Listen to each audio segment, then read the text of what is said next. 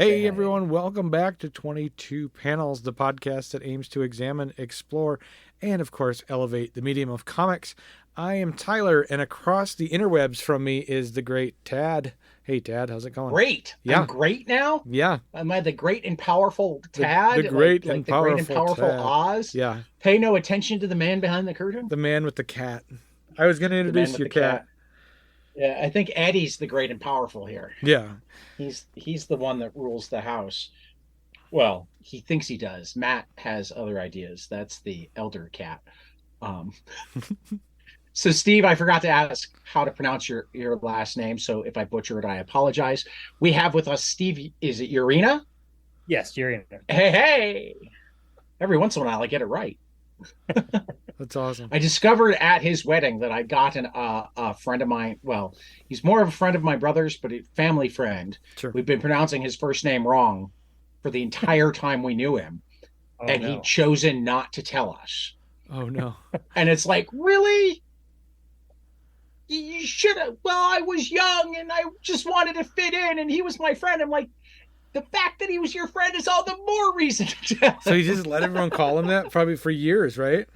At least all through high school. Wow. I mean, What was from his like, I name? mean, my friend Peter met him in his name is Santosh, Okay. Santosh. and we've been calling him Santosh Oh, from like fourth grade through high school. Oh wow. I discovered at his wedding, which was recently. He's in his 30s now. Oh, that's quite the story. For that matter, my wife had a student whose name was spelled the same, who corrected her, and she's like, "Oh, I'm sorry, we have a friend who spells it that way, and it's Santosh." So she's like, "Oh God." This will be fun. double whammy. Oh my god. So yeah. So this is my message to everybody. Please correct. I mean, please don't take it personally when and if I ever mispronounce your names, Clayton Coles. Thank you so much for not taking it personally, though you should have corrected me on the air the It first still time happens to rather me. than. I know his name is Coles, but I still, when I see it, I think Cowles. I was frustrated that it was the night that we had. And Steve, I promise we'll get to your book soon. No worries. Listen, it's It was the morning that we had Tom, Elsa, Yep. Marla, Matt, and Clayton all together. Yep. You'd think one of them would have called me on it. Yeah. Nobody said a word, and it was the funniest thing. And we knew because, we talked to Tom before and Right. we'd gotten it right with him. And we talked to Elsa before and she'd gotten it right. And I had literally reminded Tyler that morning because Clayton has it on I think his Instagram page. Coles, not Cowles. Yep. And then we messed it up. And I realized it like right after we stopped recording. Oh well, he was good. So, he was a good sport about it. Steve Urena. Is I'll that take right? it. Yes, Urena is right, but it's Steve. Steve. Steve. No, I'm only kidding. And then also Steve. Steve. Oh, Just- look. Here, cat. We got cat party. Cat buddies. Yeah. what's Cat up? party. Most of the time when there's another cat, Eddie runs away, but this time he must like your cat. What's your cat's name? Spencer, and he has no teeth. He's a little bit older. He's 14 years old, but it's good sport, and he likes comics too. So There you go. so he's closer to Matt's age. Matt I think is 12 this year, Yeah. and he's missing 4 teeth. Yeah, it's tough. He- These he has cats are most tough, of 'em. man. My pug, who's about 12, is missing a lot of her teeth too. But Oh, my parents Eddie's have a pug as well. 2 and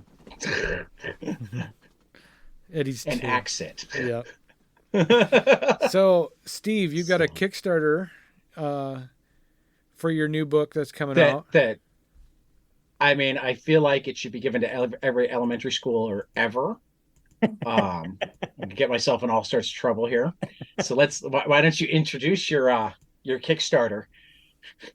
Sure. My name is Steve Urena. I'm a indie creator, and my current project right now on Kickstarter is called Foulmouth, and it's about a demon-possessed superhero who gets her powers from cursing. So, I'm excited for this to be out. I've done horror stuff before, so this is my first superhero comic, and I'm very excited to share it with the world and let the expletives fly. Well, I'm super I excited was going to about it. ask you if you actually let them fly because I was seeing a lot of, I always forget what they call it in comics when they replace the Oh, expletives with other stuff. Rawlix. Yeah. I was seeing a lot of that, but then I got to the fuck coming through the window.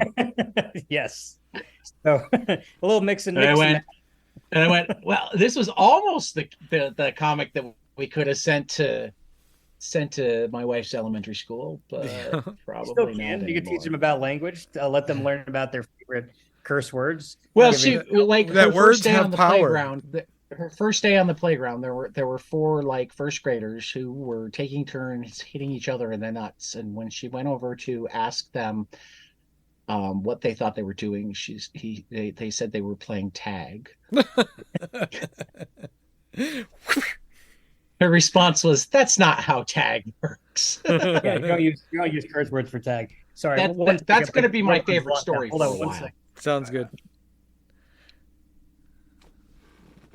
There's a Sorry. music video. I- I'll have I to. locked Everybody the should door go back. watch the music video. So I like the bumper sticker too. I was Yes, watching your cursing video, is my Steve. superpower. And I was watching your video, and I really thought that this comic book needs a soundtrack. Have you thought about that? Yes. So it's funny. Somebody also said that. I've done theme music for other Kickstarters that I've done. Yep. But a friend of mine was like, "Oh, you should do a radio talkie, Yep. like watch out, foul mouth, like fuck, things like that." Exactly. So I think if I get enough support and this thing gets funded, I think that's a possibility, and I think I'll have to record it and get some voice actors in there. That'll be awesome. All right. So go ahead, Ted. Go ahead, Tyler. Okay. No. Jinx. Yeah. Jinx, you owe me a Coke. So It's in the mail. You owe me a curse. That's a good one too. You can do that. It's a foul-mouthed superhero, gets her powers from cursing. Yes. You are about just over halfway to your goal. 16 days left. We're going to put this up. 60% even. Yep. Or 60%. Yep, a little bit over. Yep, I think 62, 63. Awesome. We're doing good. Every day getting a little bit more backers. This has definitely been my toughest Kickstarter to date. Well, and you're like dirt cheap. Is it? I want people to see it. I want people to. I love $5 gets you That's this right. book, plus $4 shipping. This is, I mean, I don't know how you're getting paid, but yeah, That's awesome. I'm going to do the $5 one. there's a poster at 35 though. Ooh. Yep, there's a poster. We got T-shirts. We got bumper stickers. Right now, I'm at the $5 one, but both the poster looks kind of cool, so I'll have to think about it. All right. What is the bumper sticker? Or no, the bumper sticker's an add-on. Okay, so the bumper sticker will just get added no matter what. Mm-hmm. Yeah, because when you're driving, you got to let people know that cursing is your superpower. Yeah, but I'm a teacher, so my question is, do I want it in the school parking lot? Yes, I think so. So it might go on my comic box, but it's definitely a must acquire. A must item. get. I love the T-shirt at 45. I really would love that T-shirt. Well, So once you get the T-shirt, you know what level you're going now. What's that? You know what level you're backing at now. Yep, exactly. A week's worth of comics for Tyler, so he can get the T-shirt. Yep, exactly. I'm gonna have to skip a week. But Tyler anyway, has a budget. I like to rib him. Yeah. But anyway, Steve, tell us about the genesis of this story. Like, how did this come about for you? Did you always want to do a superhero, and then you just wanted to do a crazy spin on it? So for me, in comics, in terms of coming up with ideas, I always love you got to follow your muse in comics. So like if you have a crazy idea, I feel like that's the one you got to go for. So I just come off of I've done slow pokes with fast killer sloths. I've done zombie date night with a Spanish grandma fighting zombies with the chancleta. We've done a Santa fighting robots. So I thought, what's something that I can do that's a little bit different that can't be done in like Marvel or DC. So I thought to myself, maybe cursing, something to do with cursing. But then I was like, well, I can't just do cursing. I can't just do cursing for the sake of cursing. Then that's not funny. So I thought, if there's a superhero it is, but it's also South Park. Exactly. That is South Park. That, but I want a little bit more of a story to it. So I was like, well, maybe there's a cursing, maybe there's something with like a demon. And I was like, well, demon possessed superhero is kind of funny, and she gets her powers from cursing, and that's where the kind of idea came from. I'm a big Venom and Green Lantern guy, Yep. so I was like, well, what if in Green Lantern, his artistic expertise comes to life through this ring. So what if the more you curse, the better you curse, the more creative you curse, the more it gets animated on the page. So that's kind of where Foulmouth came from, and I just had a blast writing it and coming up with as many different tirades as possible. And if she calls somebody a shit sandwich, the shit sandwich will appear and help her fight the bad guys. That's awesome. Oh, and I loved watching the trailer. Did you have somebody make that for you, or did you do it yourself? Yes. I had a friend. His name is Frankie Morales. He's done some of my videos in the past. Great guy, great editor. I did a great job, and definitely if you're putting a Kickstarter out there, it definitely goes a long way to make your own music video, or try your best, or hire somebody to do it. It goes a long way. Yeah, we'll put it in our show notes. I'll make sure to put the link in there. You gotta hope that I get caught up with show notes. I'll put it in there. I mean, our show notes say, we're still in, I think, March. That's what concussions do, Tyler. I know. But no, the video got me hooked. I will say that Steve has a link tree, though. Uh-huh. The Steve Urena at Linktree. Okay. So yeah. So it needs now to be that updated. I've said that, people should be able to find him relatively easily. For that matter, I think I found it by Googling him, and it comes up, as does his Gumroad. So Steve is smart. Steve has made it very easy for people to give him money. So I'm going to spell it for everybody. Steve, Steve, Urena, Urena. Google it, find him. Hopefully I'll get show notes up sometime, but we don't want Steve to rely on them. I'll be waiting for March, I guess. But yes, you can find me on all social media, social channels at the Steve Urena. So no matter what happens in this weird Twitterscape or Xscape or whatever the hell it is now, I've abandoned it. Yeah, you found me on Blue Sky, which I hope they get messages going at some point. But other than that, it's so much more pleasant. It is, and it's less hateful, which is great. And the comics community is one of the most positive and friendly communities ever. I mean, it's very cool to see. Neil and Matt are active again. Mm-hmm. And, you can't go wrong with Neil and Matt being active.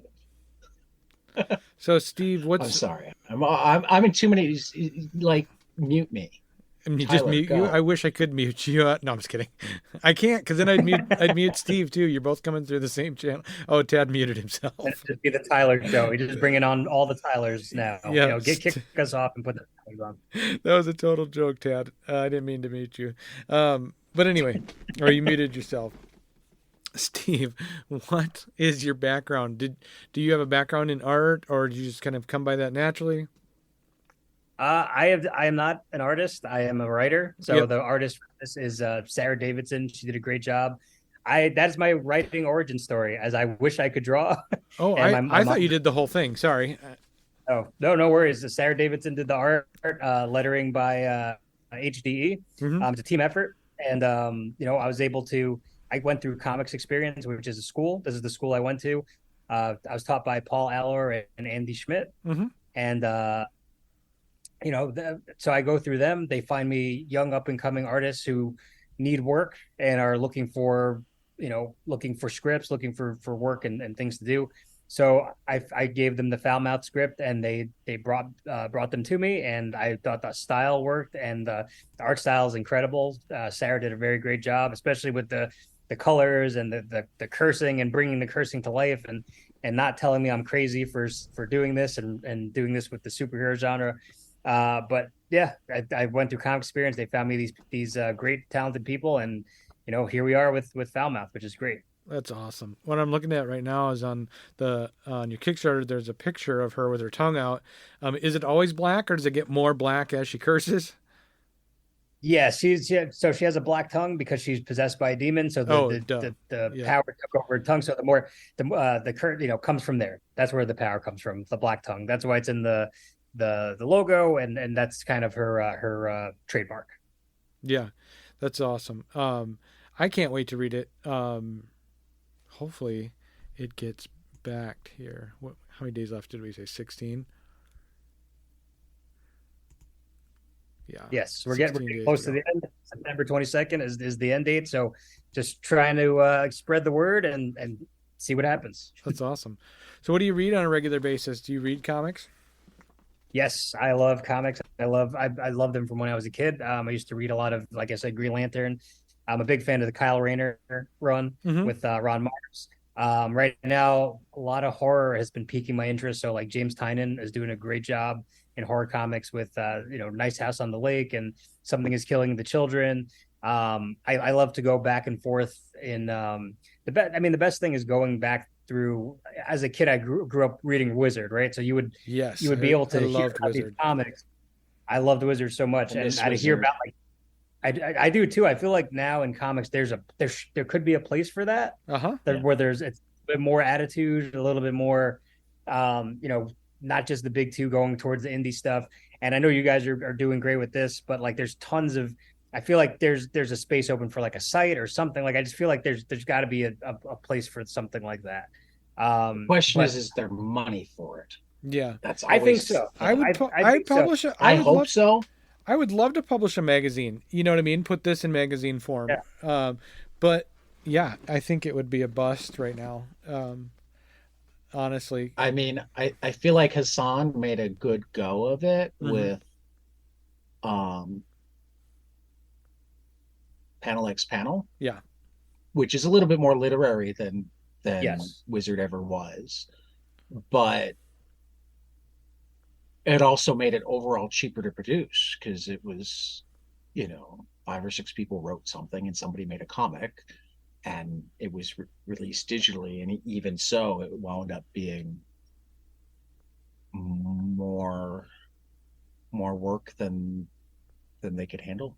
I mean, not really strictly. I mean, I think they could have kept going on, but given other, I mean, when Matt Boris can't even keep the nib going. And see, I'm normally the comics are doing great guy, so I don't know how I fell to this. Because overall they are. There just seems to be a difficulty getting. There's so many people who read comics who don't even believe they read comics. Yeah. I think half of Raina's readers don't consider themselves comics readers. Oh, really? They just think of those as books. Mm-hmm. And I love that they think of those as books. And if they think that comics are just superheroes, I don't care that much that they're not jumping into superheroes. But if you're reading Raina Telgemeier, you should graduate to Blue Monday.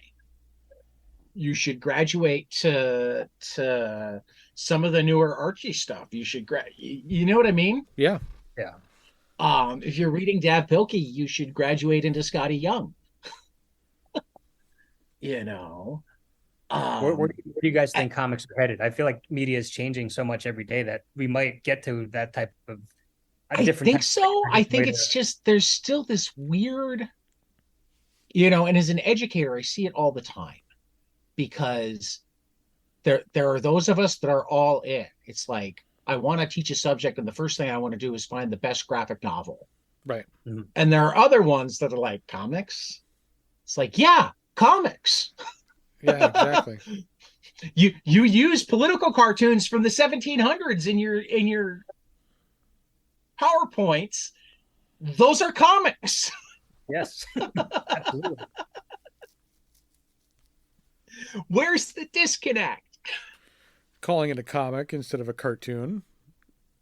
Yeah, but I think I'm willing to have given cartoons over to moving animation. Yeah, I agree.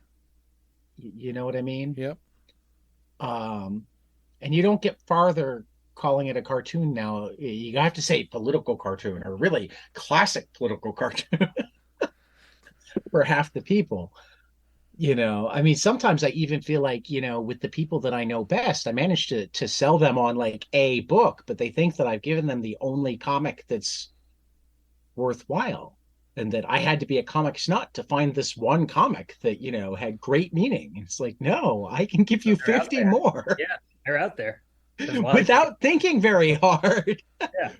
Tell me what you want to learn about. Exactly. There's a subject for everybody. I honestly think that. Well, and But that's a so good teacher. That's a good teacher. What do you want to learn about? right. That's very tough to come by. At least when I was going to school, it's like, no, you're going to learn this, and this is how it's going to be. But then when you did find the subject that you really liked, you wanted to open the door. You want to open the door and let it all come in. So, Right. I mean that's good, and at least spreading the word of comics that does help. But I feel like I'm hoping I'm a positive comic guy too, but I know we're in a very rough period right now, and we're trying to I figure it mean, out. we are and we aren't. We're in a rough period, really, for the arts in general. Yes, absolutely. The people with money want their art for free. Yeah, They want to be that's able to make. I mean, all you have to do is look at the writers and actors strikes to know that we're in this era where the people who should be the patrons of arts instead want art to be their cash cow. Right. And that's the problem. Do I think that if you had the startup capital to do it right, you could make a wizard for this era? Absolutely. But it would take real startup capital, and it wouldn't be a 10 times return on investment, which means nobody with the startup capital would give it to you. Right. Exactly.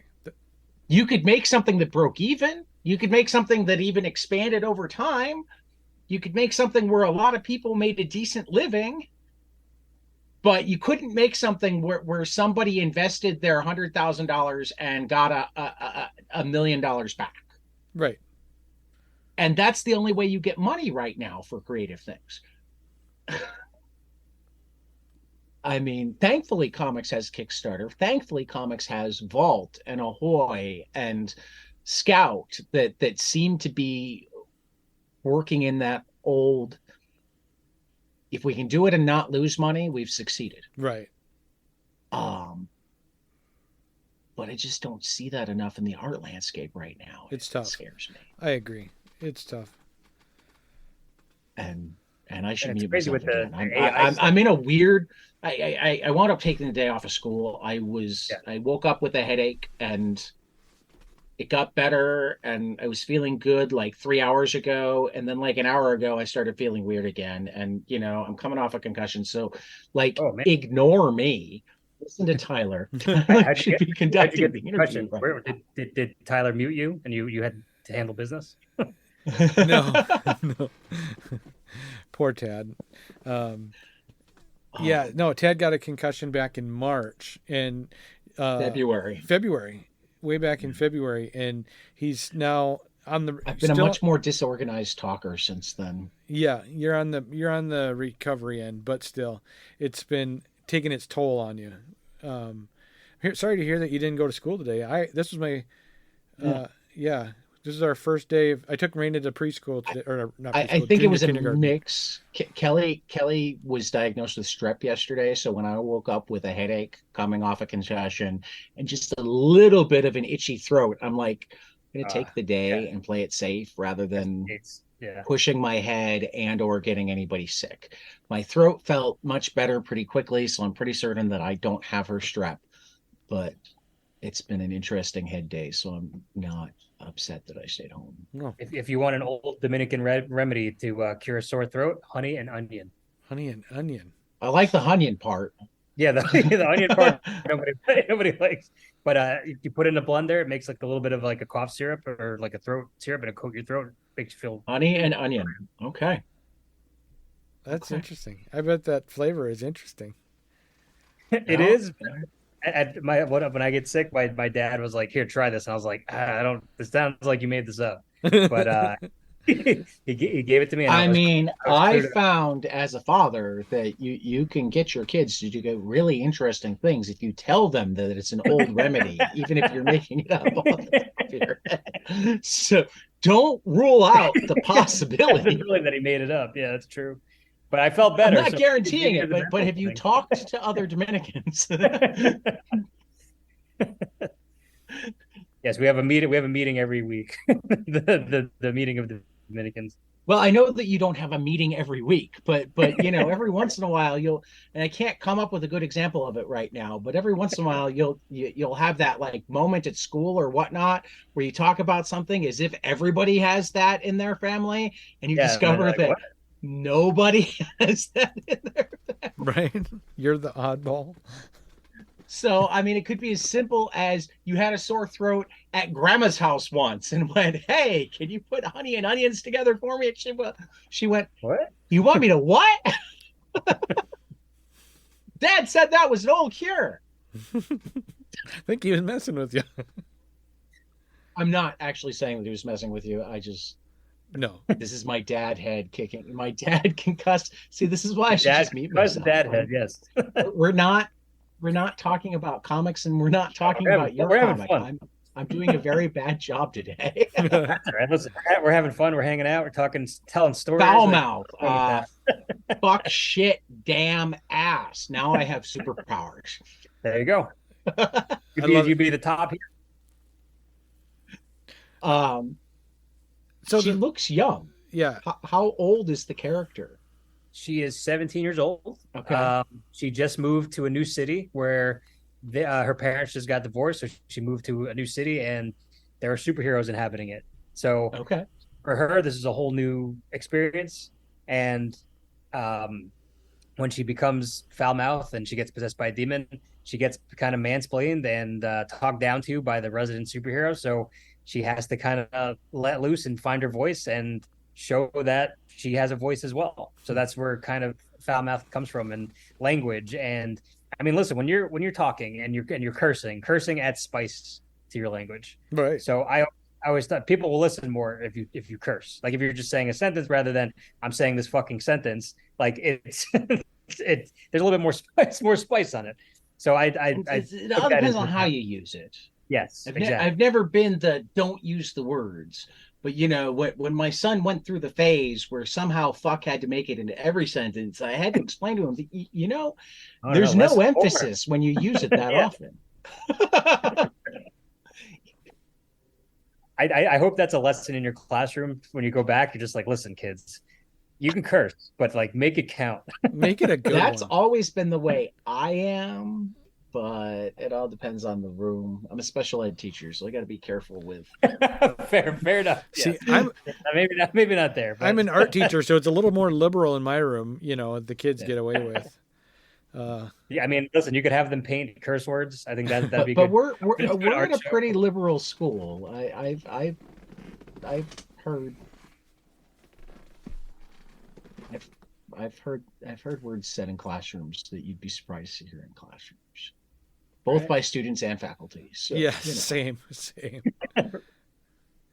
So and like with purpose. I mean, that's the point. Yeah. I mean, this just reminds me of one of the early discussions Tyler and I had before we started recording, where we decided that we were going to mark every episode as explicit.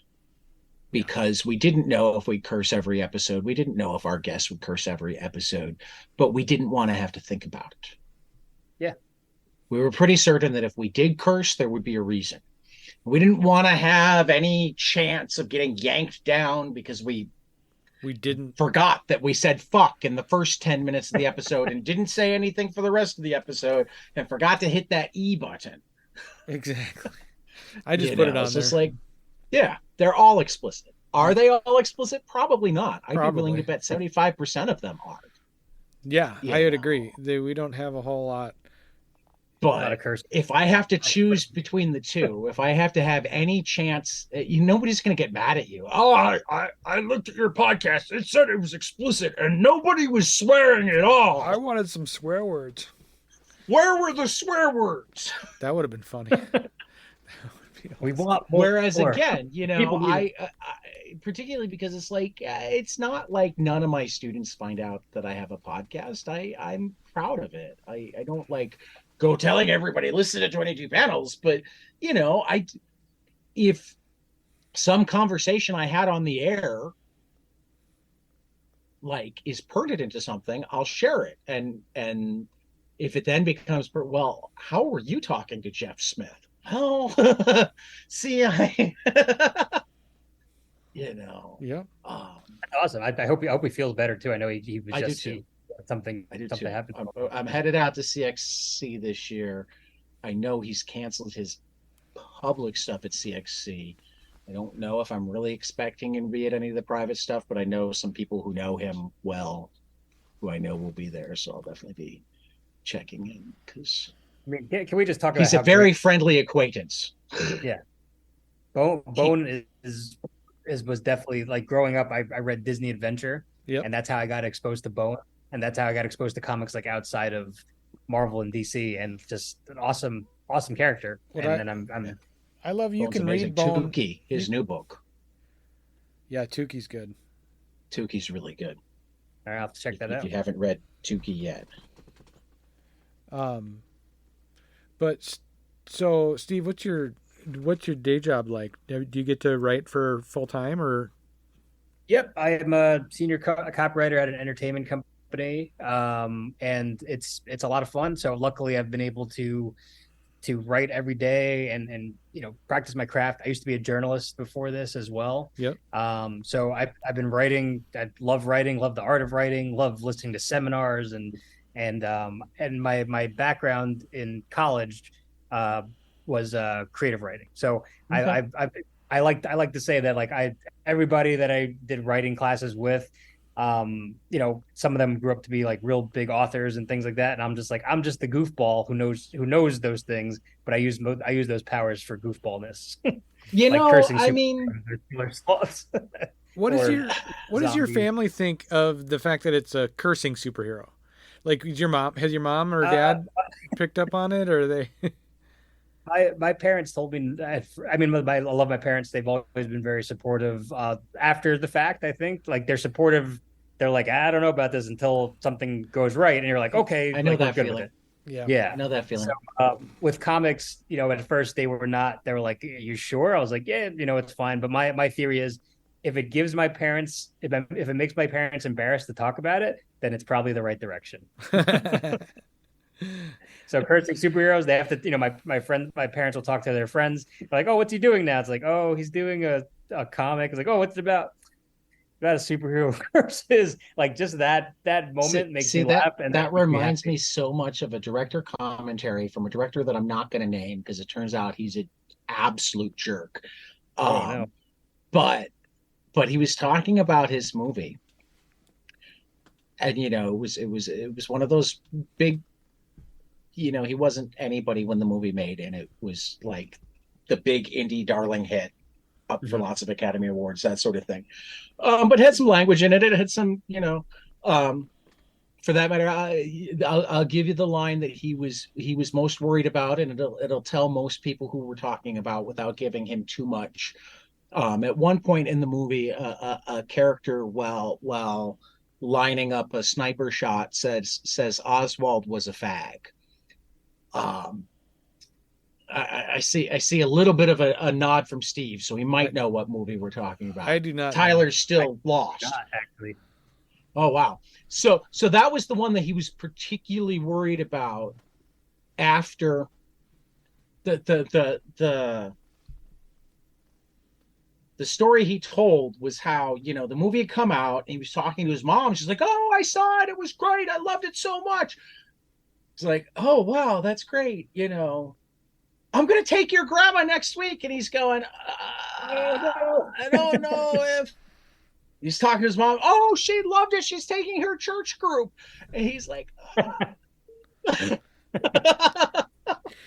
I can tell. apparently everything worked out okay for the movie. I can tell what my mom thinks of this podcast. She's never listened to it, but the fact that she refers Whereas to my it, mom listens to every episode. Hi, my Mom. my mom, Oh, my Hi, mom John. refers to it as, "Oh, that little podcast of yours," and uh, I That can appears to tell. be how DC Comics refers to it too. The fact that they know who've heard of us, that says something. Um, Did you see our latest email from them? no, I didn't look at it yet. Were you just too little for them? No, it was along the lines of, yeah, we'll work it out eventually, but probably not essentially in all the times that I laid out. Oh, okay. And I'm like, okay, that was for Tom we King. might be able to be a little bit flexible, but we're school teachers. We can't just take off in the middle of the day Exactly. to talk to the creator that asked us to talk to him. And now you have this little foul-mouthed indie comic right here. This little fucker right here. I just had to let it out once. Let it out. Let those. I'm assuming this is the episode that DC won't listen to under any circumstances, so I'm able to let out the frustration. On air. So what the situation is? We're trying to get Tom King to come back on. Oh, see, I wasn't getting into details. Oh, hey, that's awesome. A very prominent writer who's been on the show a couple of times has reached out to us because he's very proud of something he has coming up, but it's something big enough that DCPR has to approve it. So even though he reached out to us, we have to work through them. That's weird. And DC is being difficult. It always takes them a week to respond to like anything. The first time it's like, we need to know about your unique weekly visits. I'm like, not a website, I'm a podcast, and I'm a teacher first. So like 20, but the first time Tom King was on, it was 132. So somewhere in there. Yeah. But that's awesome. That means you guys are growing. That means you guys are getting more people. You guys are getting more. And that's a good thing. What I really want to explain to them, but I don't feel like sounding like that asshole because I'm not going to do their job for them, is I've got 20 to 30 listeners per episode, but there's actually a decent amount of evidence that they're not the same episode to episode. I have enough creators and or comic shop owners that reach out to me that I probably have an outsized impact on like buying and word of mouth compared to the actual number of people listening. You know what's funny, Steve? What we've noticed is our fan base are guys like you, creators. Yeah. They're creators. And or comic shop owners. Like, but your average comic fan, and most of them don't listen to every episode. It's like, they talk to so and so. I want to check that out. Yep. Well, because it's a smart take. It's a discussion about comics, which is, a lot of podcasts and things like that are more like, I like this because of this, or I like this because of this. You guys are actually two educated people talking about comics in a very smart way. Oh, and I think that's what makes you guys different. We legitimately feel that it's judgment. I know that's why comics creators reach out to us. They'll say, I want to be able to really talk about this. Do you guys have time? We legitimately feel it is a top tier art form. I mean, I do. I look at it as serious as I do prose. As a top tier art form. I look at it as the top tier art form. Yeah. I agree. I mean, I think it's so hard to write comics, and it's so hard for people to, because it's always like less is more. And like, imagine just the writing process of getting through comics for people who are doing it. Like, big ups to you. Like, you're killing it. If you're making a comic, especially people on Kickstarter or even DC, Marvel, whatever, and you're already there, I know a lot of people have that. If you're writing, if you're drawing, I mean, not to bash writers, because I am a writer. But the more time I spend in this podcast, the more appreciation I have for the artists and Absolutely. the heavy lifting they do on a lot of things. Mm-hmm. And they make ideas come to life, and it's crazy. Right. Like, and the fact, I know that there's that discourse of like who's better, writer or artist? Like, you need the artist, artist, of course. I mean, I've given a lot of thought to this, and I think I've said it a couple times on the air, but I think it's always worth exploring with people that might add to the discussion, because I'm always changing my opinion. I think the truth that discussion comes from is, if the writing is bad, it's very hard for the artist to make it good. That doesn't mean the writing has to be good for the comic to be good, but it can't be bad. Yeah. Right? If the art is bad, it's very hard for the inker to make it good. The art can be okay and the inker can make it great, but if the art's bad, the inker's not going to save the comic. Yeah.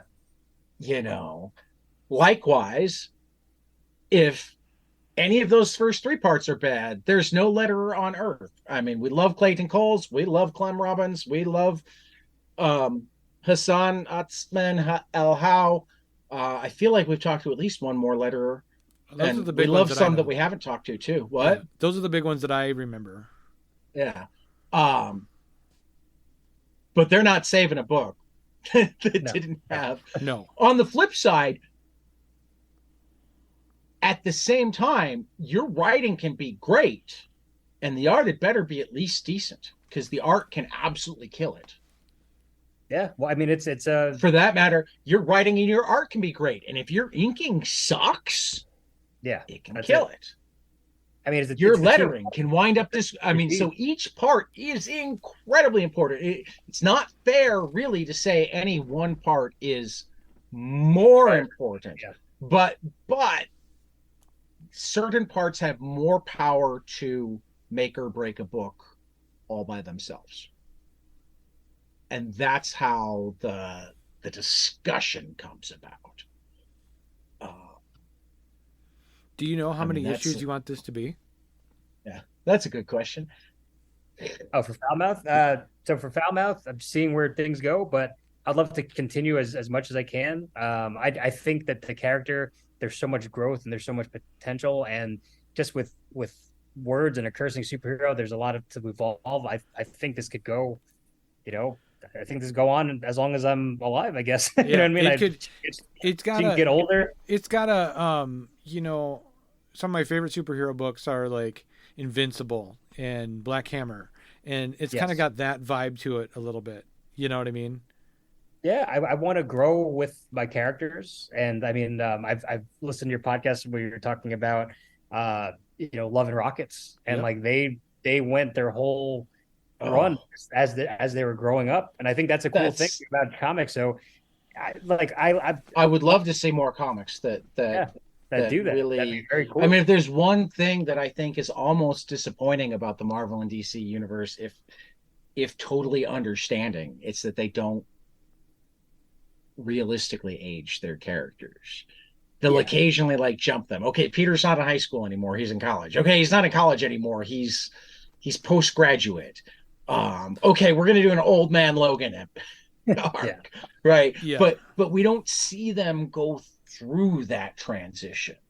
I mean, I think it would be interesting if, and I'm sure they've done it or whatever, but like if Peter married Jane, it has nothing to do with the villains. It has to do with like, hey, this marriage isn't working. I think we're arguing because you're a superhero and it's fucking up my time with you. Like I think we've gotten that be parts of stories, but we haven't seen that longitudinally. Yeah, we haven't seen that. I mean, and it's something that comics as a medium are uniquely. Do you remember? Was it Richard Linklater made a movie called Slacker, Boyhood? Right? A Boyhood, yes. Yeah, where he found the actor as a child, and he filmed the movie over like 15 years because that was the only way that he could do it. Where he had it. Comics is like the one medium that hasn't done that. That is truly designed to be able to do that sort of thing.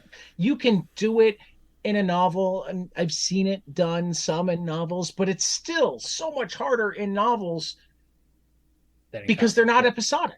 Right. Yes. I mean, Harry Potter. Comics are designed to here have 20 pages, and now have 20 pages 10 years later, or 10 months later. You know what I mean? Yeah. Harry Potter worked out well because she aged them a year each time, right? Each book was the next school year. Right. I think if you could age your character as your story went on, that would be awesome to see her go from the 17-year-old superhero that's just learning how to swear. And I mean, because I remember we were all at that age, right? I would love to see the geriatric superhero swearing. Yeah, exactly. For superpowers. Fuck. He says fuck, and the whole place explodes. Yeah, I mean, I spent a decade working in senior care, so I can say that, the greatest generation has some serious potty mouths. Yeah, I mean, she could drop a literal F-bomb. So like that's the fun of that character, and like that. I feel like there's so many different avenues to Right. go with it. But I think once I get this Kickstarter over and get people reading, see what they like about it, and kind of go from there. But I would love to do more with that character, especially with age. I think just you know, what if she's a mom? You know what I mean? Like, what Right. does that look like? You know what I mean? Like, How much do you deal with her as a superhero versus her as not a superhero? Do you have I the think it's balance? yeah, I think there's a balance. I think Okay. it's probably more 60-40 her, and then like Okay. she comes to heroes in the end. We've But been talking milestone too, and that's a balance that I yeah. really appreciate in Yeah. there is getting the Virgil stories versus the static stories, getting the And concussion and I brain, know a lot of forgetting. people are gonna I know a lot of people are gonna focus on like, oh, it's a cursing superhero. It's like, but I think there's more to this story, Well, I mean and that's how you it's bring more them in. to hook you in. Like there's more. I feel like there's more to hook you in, and I feel like people will like the character too, as well as what she turns into Foulmouth. And then you could have so much fun. I haven't read it yet, so sorry if I'm treading on your toes, but you could have so much fun No with problem. villains and crazy villain names based on swear words. You know what I mean? Absolutely. Yeah, I mean, you could have her get canceled in the next one. You know what I mean? Like you could have, it's a wacky place. It's a wacky universe, and I think you could definitely have fun with villains. I mean, I had an idea for a villain, and again, this would be more low level, but like Salmon in the Microwave Man, like because that's the most heated villain of all time. But I just feel like you could have her go to the support groups for super, heroes with different power, weird Heroes powers, with right? disabilities. Yeah, heroes with disability, heroes with weird powers, and you could have her like be like, this is my power, and I'm proud of it, and I'm happy with it, and I feel like there's just a lot We you could haven't do. had enough mental health. That was remember how much I floored Tom King when I said we needed to lead with heroes in crisis Yeah. because we don't have enough superhero mental health. No. Yeah, It feels like trauma all the time. it is. They should. I mean, I would agree with you. I think that A bridges in superhero great. without a therapist, I don't think would last long. No, I actually think that's a good. I mean, maybe the premise exists, but like a superhero therapist is a God, great God, idea that would be a good absolutely. story. because But I because mean, they Dibs. can't say I their got it. secret It's mine. identity. I mean, everything else aside, with Heroes in Crisis, what I loved is that it was like this superhero mental health respite facility, where people who were burned out went and they had group therapy and they had one-on-one time. Do you guys And I'm like, remember? yes. Do you remember Dr. Katz? Yes, Oh yes, God, Right? that would be perfect. Yeah, he was a therapist for comedians, and it was a great. Doctor Katz for Batman would Yeah, be. and then Bruce. I'm gonna flush this Why are we out. doing this, Bruce? I mean, and I haven't read Wayne Family Adventures, and I've heard it's amazing. So if it turns out that they're doing some of this in Wayne Family Adventures, then I really need to go read it. But I Yeah, feel like there should be a whole Bat book that's just about the family dynamic. The hell with any villains, the hell yeah, with any, just scenes like, Life in the mansion. the one where they're all out at the diner and Bruce starts to cut his hamburger with the knife and fork and the boys are going nuts. Yeah, I think we got something here. him and Damien going See? over his grades at school or something like that. But Damien, DC God doesn't damn think it. we're cool Another enough. C. What? I said, said but like DC Damien, doesn't. God We've damn it. got I'm something, sorry. but DC doesn't think we're cool enough. You guys are cool. You guys are doing it. So hey, superhero therapists. Like when somebody steals our idea, we'll be coming to collect. Well, I mean, we even know the people who would happily be the professional consultants. Psychopharmacology would take that job in a heartbeat. Mm-hmm. They would. I mean, they should let Edgar and Sam write their own comic. That's funny. Well, We're going all over the place. yeah, I You could have- tell. I could tell we're going off Do you the have rails here. anything? I feel like obviously I we bring want to out plug the Kickstarter, but as we've been speaking, I may have just purchased digital copies of 3 other books of yours That's that awesome. look cool. So, I mean, if you want to plug them really quick right now, I'll say that Sure. they're up on Gumroad, they're up on Ko-Fi, Yep. uh, lots of places to get them. So Yeah, why don't you I give was us gonna the actually send quick you guys. rundown of ways that people can give you money? Sure. So eventually, I'm going to come up with a site, and I'm going to put all that stuff on there because I feel like creators get a tough, it's tough out there for creators, and the fact that like Yes. Amazon wants to steal take half of your business, and the other things want to take half in percentages. I feel like a website seems like the best way to go. But right now, I'm on Gumroad, I'm on Ko-Fi. You can find it at the Steve Urena. I got Fast Killer Sloths and Slowpokes, first and second issues.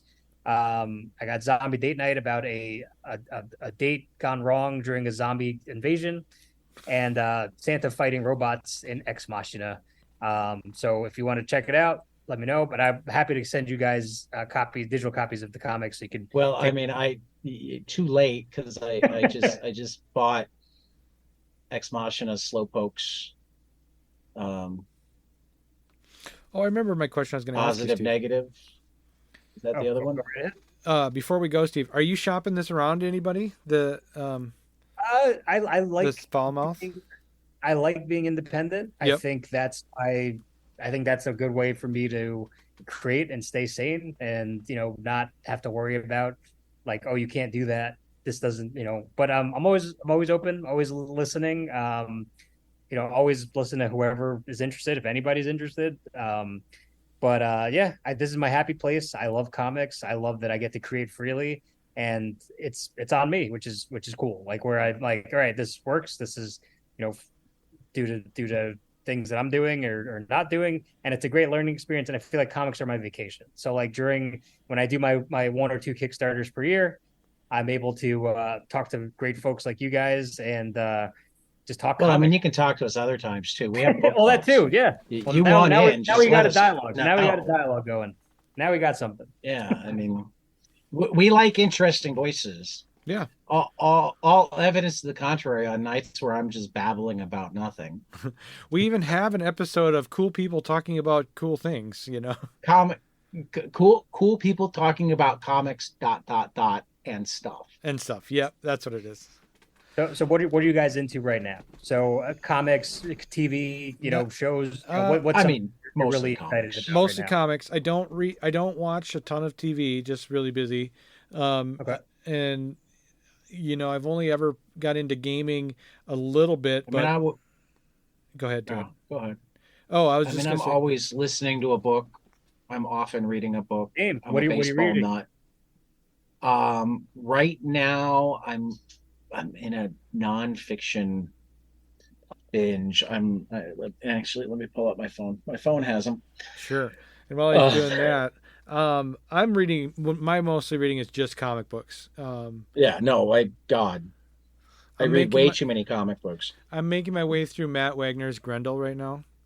Okay. Okay, I Um, that's a just good one. finished reading the second volume of Wagner's Sandman Mystery Theater. are you? That's cool. Yeah. I found So some. apparently we're both doing Matt Wagner. Didn't Yeah, even know it. didn't even know, getting into a deep dive with Matt Wagner. And I always go back to a Vertigo book when I get kind of hard up for something new to read. I go back to my old, because I've got pretty much everything big from Vertigo in trade paperback form. I've collected so much stuff that it's kind of my go-to when I need something to go back and read. Yeah, that's awesome. It's comfort comics. Yeah, Preacher is my favorite. So- I love Preacher, and that's kind of where this came from too. Yeah. Because Preacher has the voice of God, so Yeah. you know what I mean. The voice of God, and having the voice of the demon. Yeah. Curse words. That's kind of Preacher and Venom and Green Lantern mixed together. But yeah, that's awesome. I just finished Dave Grohl's book, The Storyteller, which was very Oh, well I written. need to read I that. wanna That read one's on that. my. I still Very need well to read written. his mom's book. I want to read his mom's book. His mom has a book. I got to read that His too. mom wrote the book on rock and roll moms. Oh, really? Okay. She I'm went in. around like a chapter on each on like a bunch of different rock and roll moms. That's awesome. Yeah. That's fantastic. That's great. Yeah. And I just finished My Heart is a Chainsaw, which is very good horror book. Who's Um, that by? Stephen Graham Jones. Okay. Okay. Not familiar I with don't him, know but that I'm going to one, check that but I out. thought Yeah, it sounded familiar. he he has all these different books on horror, but like he's just very strong voice and very like sets a very good mood in terms of books. Do you like horror comics? Yes, love horror comics, love Ice Cream Man. Like I Yep. said, James Tynion, my favorite. My favorite memory. So Are I've you written reading horror books before, and John Leese's new book, what's that The The one called? Nasty. Nasty? Oh, the Nat. Yes, I've been hearing a lot about that one. I It's got to really check good. that one out. It's really good. Number four. There's a lot, I feel like there's a lot more horror now these days, and Yeah. they're Well, killing it. Vault certainly No pun has a intended. niche going where they do a lot of horror. Yeah. Boom's doing a lot of horror. Yeah. Okay, I see. I hate that I don't remember titles of the books I'm reading half the time. I have to like go look at them. So I'm actually listening to two books. I took a break from Indigenous Continent by Okay. Pekka Hamalainen, and I probably butchered that, I think you which may have is conjured up a spirit. it's essentially the history of North America, but with more of an emphasis on the native side Okay. rather than just the colonial. We did this, and it's like, no, I mean, you did eventually after they kicked your ass a few times, and after you lied to them, and that sort of thing. But it took a break because we've got Gailey and Kangas again tomorrow, and I wanted to read another of Sarah's prose novels. So I'm also listening to Upright Women Wanted. I'm By rereading Sarah Know Your Gailey. Station right now. So, Yeah, no, I'll probably reread Know Your Station during the day tomorrow, yeah, I'll or be reread it rather. same. And then, and it's weird that I'm actually consistently doing a decent amount of like physical reading. It's been a while since I did a lot of prose reading rather than listening. Um, I'm involved in like world history class that starts at like the dawn of time, etc. And I listened to last year, but I wanted to give it a more thorough like note taking run through a book called The Dawn of Everything: A New Okay. History of Humanity by David Graeber and David Wengrow. One is an archaeologist, one is an anthropologist, and they actually look at like the science of the stuff because so much of the history that we have accepted came out of European philosophers, and nobody really tried to like go, but does it match? And for that matter, there was a whole like area of literature in the 1600s in Europe that was dialogues with native people that is widely viewed to be, oh, they just used the native person as the stand-in to say the things that they wanted to say bad about the church that they couldn't get away with, except that there's actually some evidence that no, they actually talked to that. Yeah. Like Candy Ronk is the one that is specifically talked about a lot because he was renowned as a debater. So it would be completely reasonable that the dialogue, while maybe not taken down word for word, Yeah. would have been based on actual conversations with him. That's very interesting. For that matter, there's a lot of evidence that, for all this idea that, um, you know, tribes were more primitive and the Europeans were civilized and whatnot, you know, natives who went and lived with Europeans almost always went back at some point. And Europeans who were kidnapped by natives and stayed for more than a few years before going back to Europeans also eventually went back to the natives. They like the more primitive lifestyle. Yeah. Except that the primitive is the problem word there because it wasn't. No. There's an argument that our entire concept of freedom comes from North American tribes. There was no concept of freedom in Europe. You did what the king told you to do, or what your lord told you. This whole idea of equality didn't exist as far as they were concerned. Right. And the natives didn't necessarily have a word for it because they also didn't have a word for inequality. Mhm. Yes. So it's been fascinating. And then I'm a baseball guy, and I'd been meaning to read for a while, and then Generoso of Lily and Generoso, the Ignatz nominated, or no, Ringo nominated comic duo that we enjoy quite a bit, recommended to me. You Gotta Have Wah, which is probably the essential English language book on Japanese baseball. Oh, So I've been reading through that. Awesome. Because I like different perspectives. I hope you guys put put these down for your fans, because these are some good books. So Someday we'll get more organized. We'll be more ways. organized and do that.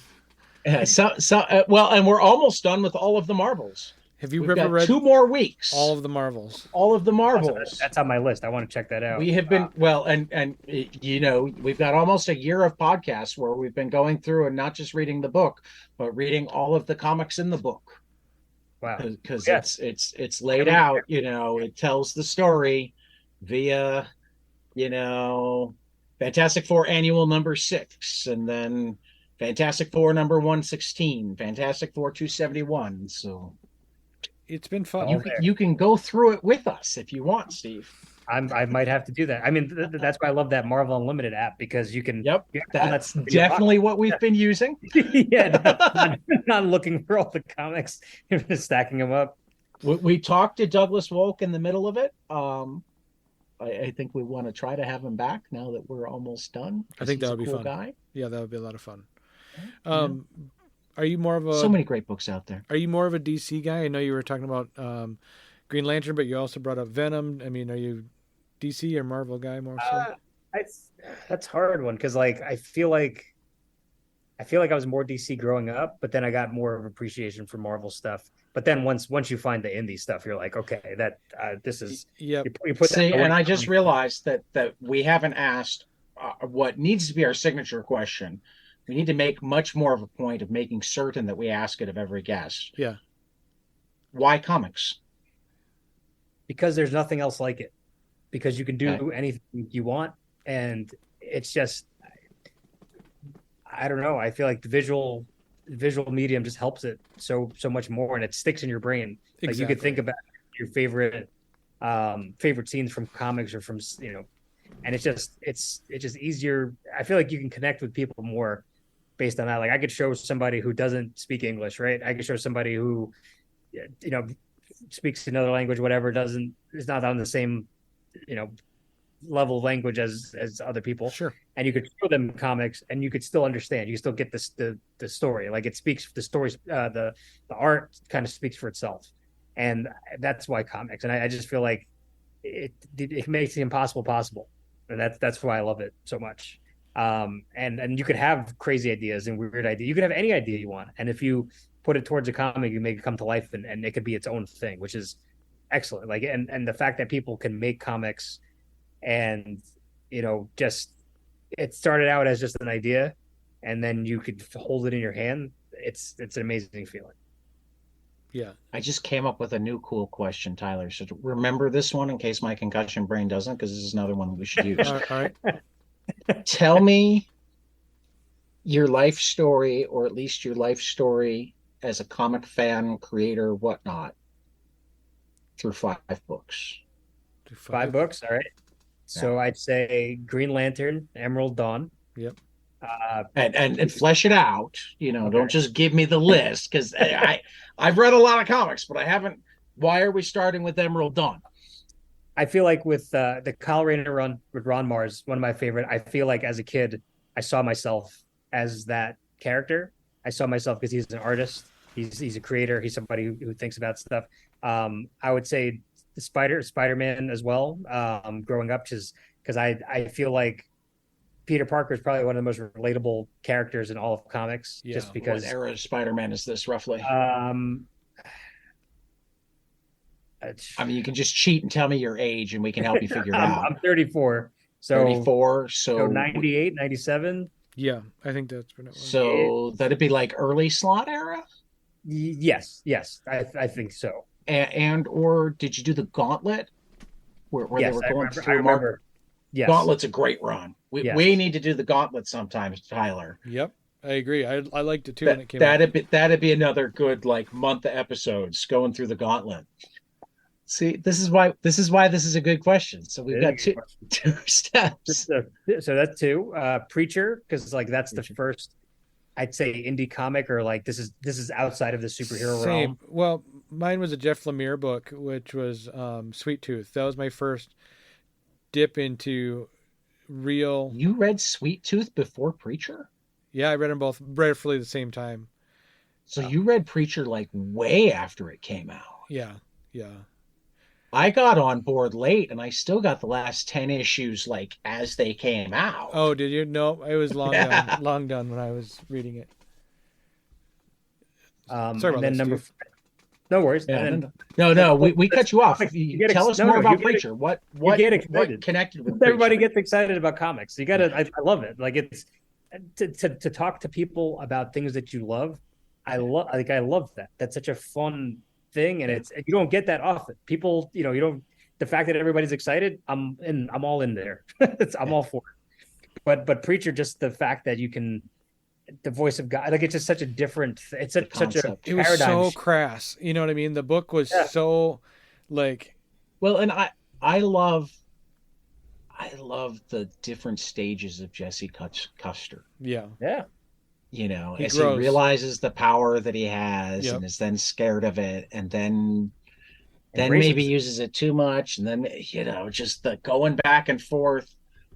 I mean the two times where I remember where it felt like Jesse was just like blown away by his power, and I felt were defining moments. Were in like issue 1 or 2 when he told the guy to go fuck himself, Yes. and it's like, whoa. Yep. But then the other time that I think really fucked with his head was when he came back to the beach and he was still counting the sand. The sand. Yep. Yeah. Told you. Yeah. That that's that messed with me. I'm like, holy crap. It's like, oh, I have to be really, really, really careful how I use this. Yeah. Anyway, what was your number 4? Yeah. Number 4, I would say Persepolis. Because Okay. that's what I went to college. Yeah. I took a class in college, which was graphic novels, and I'd read comics before, but this kind of opened my eyes to what like Preacher was to open the door, and then when this class we read a lot of comics and graphic novels that were just so different and more literary and more like Yeah. It's like Preacher tells you that superheroes doesn't have to be the only genre, but it's still very Exactly. much a pulp. Yep. Yes, But then you get to something like Persepolis, and it's like, that's a real wait a story. minute. Yeah, Wait a minute. This would just be in literature at the bookstore. yeah. So but we Or read, maybe even nonfiction. yeah. This is a biography. Whoa. I just didn't know that this stuff. I just felt like the world was opened up. Didn't more. know it Right. existed. Yeah. Yeah. So yeah, we read Persepolis. We read Black Hole. We read Mouse. Oh, Mouse, Black Hole is another one that we have to do sometime, Tyler. Yep. I have that on my shelf right here. That's a fucked up awesome book. I haven't Have read you it. read Black Hole, Tyler? No, I have not. I'm surprised. Black Hole is such a Tyler book. Who wrote it? Charles Burns. Okay. I will be putting it on my list right now. Maybe we'll have Steve back to talk Black Hole with us. Okay. I'll talk any comic with you. If you guys do a book club, I'll do whatever. I love comics. If I can talk about comics, I will sometime Tad will hit over you the up. next month. I've been putting together a list of the things that we do and trying to send them out to the people that we like talking to, that seem to like talking to us, to say, hey, don't want to push you too hard, but if you want in on any of this stuff, let me know and I'll get you on the calendar invites. What was your 5th book? So 5th, I would say, so after going full circle, Yeah. kind of like, okay, start Green Lantern, Spider-Man, and move on to Preacher, and then move on to Persepolis, and then going back to like, finishing college and being like, you know what, let's read the comics that I wasn't able to read before because now they're more accessible. Yep. Like they're more, you Right. can find them online. You can just put them on your phone. Right. Stray Bullets. I love Stray Oh, Bullets Yeah. so much. got it Just right here. it's a crime, like it's crime, but it's like it's dialogue and it's just like these stories that you won't find anywhere else. Like it's just so interesting and he Well, made and Azzarello Rizzo are just one of the legendary pairings.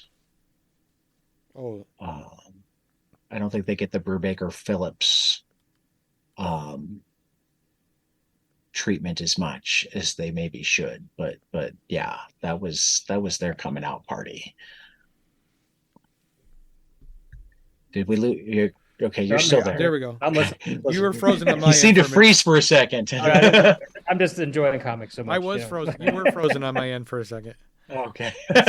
Sorry about that. No worries, no worries. But I think it just comics is a great medium, and there's so many. Yeah. There's high art forms, there's low art forms. It's just there's so much of it. It's amazing. I love it. Have you played much overseas yet? Like European comics, manga? I know the European comics we read some. I just don't remember. I think it's Gonzaga. I think that's what it's called. There's some. It's about war. Like it's like a European war. Hold on, let me see. Let me just make sure I have the name of it. Great. Is it Gonzaga? Maybe it's a different. Maybe it's something else. I gotta find it. But there was like a war comic, and it was a European thing, and it was very well done. I just got to. It was so long ago. I just got to remember. No, that's okay. But yeah, I know, and I know it's like manga and stuff like that. Like there's a lot of cool stuff there, like Attack on Titan and all that stuff. But it's just there's so much to read. Oh yeah, no. I feel like I'm a neophyte in both European and manga, and I'm a lot deeper than your average American comic person who doesn't specialize in them. I mean, one of the biggest reasons I ask is just that for comics nuts, Japan and France are two cultures that like appreciate comics as art form. Right. Where everybody reads them, where nobody questions their value. That's true. That is true. They trust them. Yeah, I would agree with you. You're like, okay, this is gonna be real good. and I mean, France tends towards fantastic sci-fi, fantastic historical or crime or whatnot. In Japan, it's like Japan to me is like the world's weirdest and coolest culture that I've barely Scratch the surface. touched the surface of. Yeah. Because if in Europe you can find comics in any genre except really superheroes, there aren't a lot of European superhero comics. There's some British superhero comics, but not a lot of mainland European superhero comics. Something about superheroes being a response to fascism, and they'd already been taken over by the Nazis, so they didn't want to get killed. Yeah. Go figure. But Japan, it's like choose any 3 genres, and there's a comic where they've been mashed together. Absolutely, and they make it beautiful. It looks awesome. You know what I mean? I mean, it's like, and by any 3 genres, I mean like they have comics that if they were American TV would be on the Food Network, but then they have food comics. I mean, everybody knows Way of the House Husband, but there's also Delicious in Dungeon. It's like Dungeons and Dragons, only it's really about cooking meals with the creatures that you kill in the dungeon. Really? And what? Yes, and it's fantastic. That sounds awesome.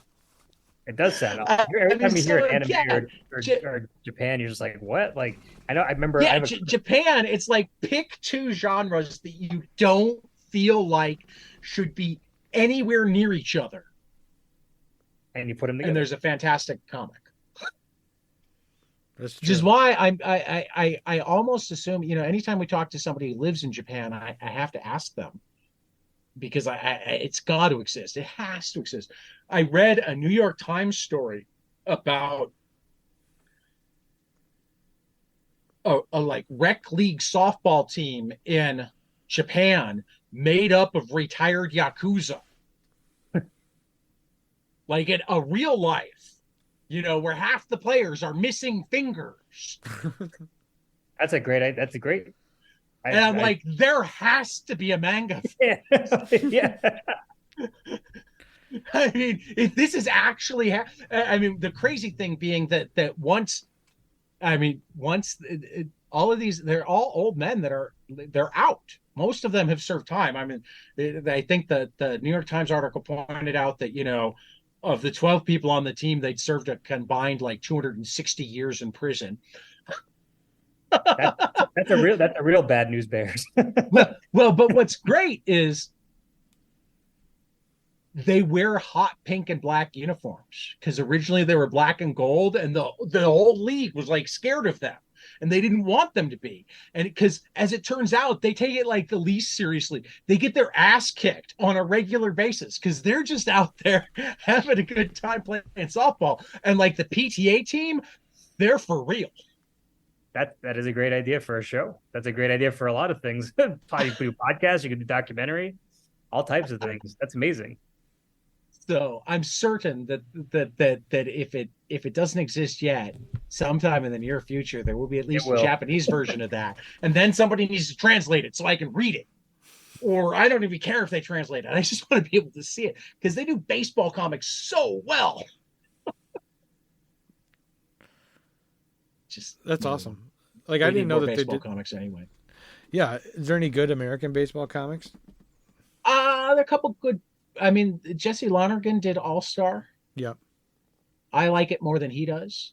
There have been a couple of good baseball history comics. There was was it Wilfredo Torres? Did the Clemente at Fantagraphics. Oh, okay.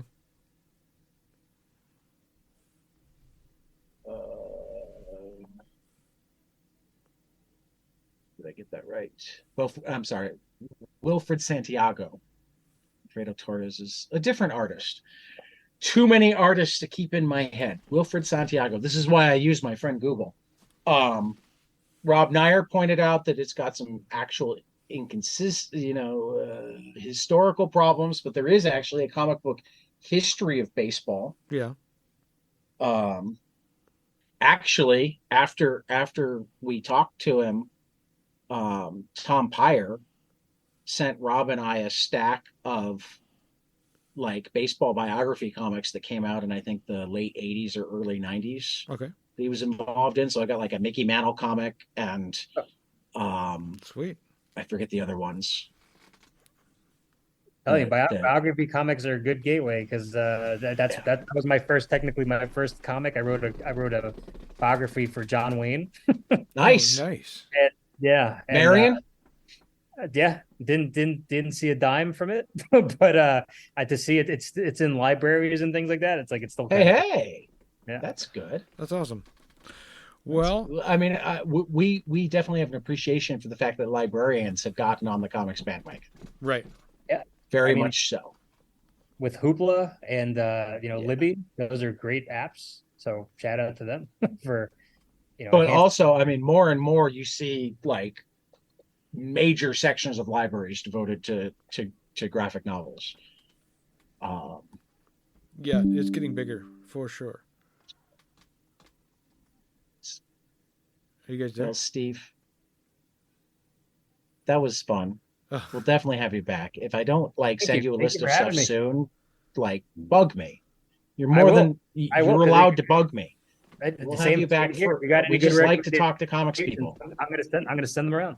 the more people we have to talk comics with, I mean, two things. First, it's just fun. But second, that means that more people will go, hey, I was on 22 panels, and your small group might come listen to us. And then maybe eventually I'll have enough listeners that when some PR person asks me, so how many people listen to your podcast? I'll feel like it's a number that's like more than the people that I know. I'm Which, happy. to be fair, most of the people I know don't listen to podcasts. Well, they should, because this has I been think one of the so. this is a great podcast I've been on. I appreciate you guys for having me.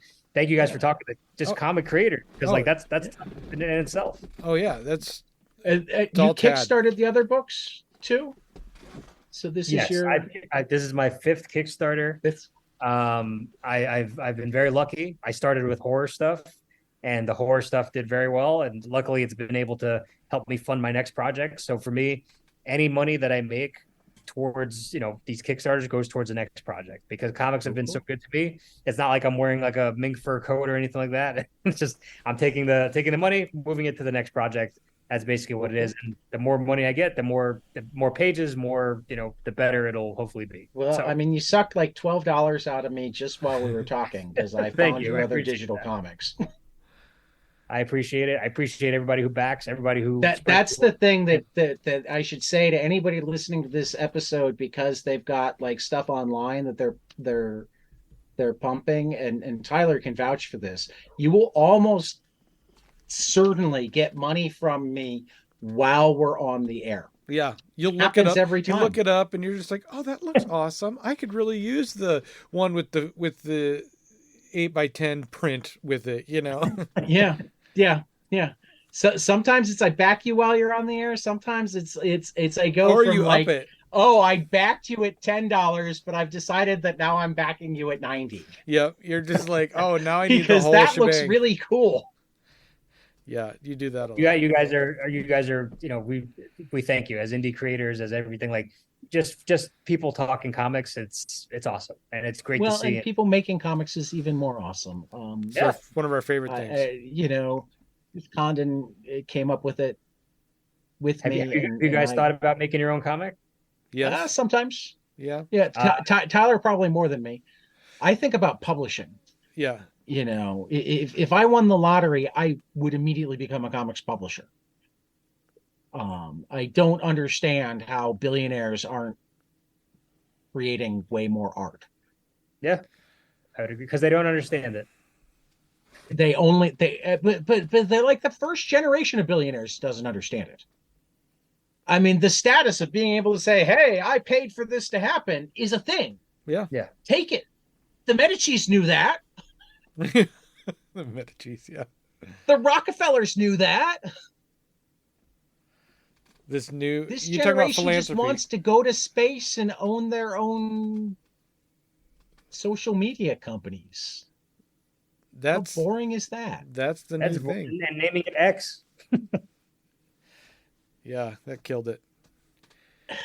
Social media is in a tough spot because it's so disjointed now. Like Twitter, I used to find a lot more people on it. More people would back. I honestly think that at some point they need to make I don't quite want to. It needs to be like